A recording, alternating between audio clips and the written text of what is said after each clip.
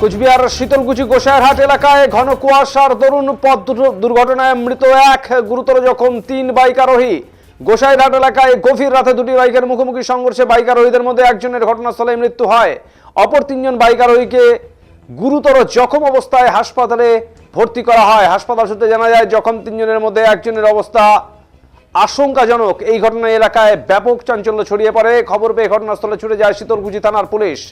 জানা যায়, মৃত বাইক আরোহীর নাম হারাধন শীল এবং তার সহযাত্রী আরোহী গোসাইরহাটের বাসিন্দা। অন্য দুজন শীতলকুচির বাসিন্দা বলে জানা গিয়েছে। পুলিশ সূত্রে জানা যায়, এদিন রাতে ঘন কুয়াশার দরুন এই দুটি বাইকের মুখোমুখি সংঘর্ষ ঘটে এবং ঘটনাস্থলে একজনের মৃত্যু হয়। অপর 3 জনকে চিকিৎসার জন্য হাসপাতালে পাঠানো হয়েছে।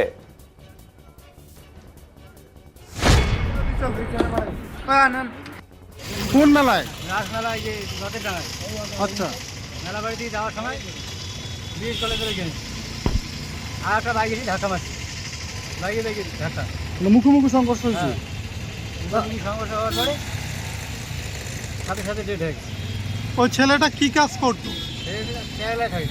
কেরালায় থাকে। কেরালায় আজকে যাইতো, আজকে টিকিট করছি তো। আচ্ছা, টিকিট আজকে টিকিট ছিল। বাড়িতে কে কে আছে? বাড়িতে ওর মা আছে, মাটা তো পাগলি, ট্রেনে একটু সমস্যা আছে। আচ্ছা, বাইকটা কার ছিল? ওর নিজের? ওই বাইকটা নিজের 3 মাস হলো কিনে। বাড়িতে বলে গেছিল যে কোথায় বেরিয়ে গেছে? বাড়িতে ও তো বলে না, ছেলে মানুষ না। আচ্ছা, যখন যেখানে ঘুরে যায় নিজের বাইক।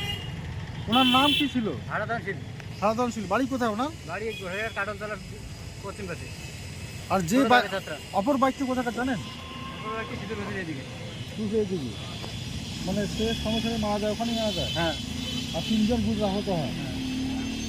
আর ওনার সঙ্গে কে ছিল? ওনার সঙ্গে ওর একটা বন্ধু ছিল, কুচবিহার গেছে। কি নাম?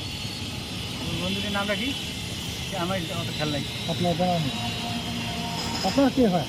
আমার পিছিয়ে তো ভাই নিজে। যেতে ভাই হারাধন। হ্যাঁ, কি নাম আপনার? আমার নাম লালমোহন সিং। বাড়ি খারাপ জায়গায়। কালাম ছিল।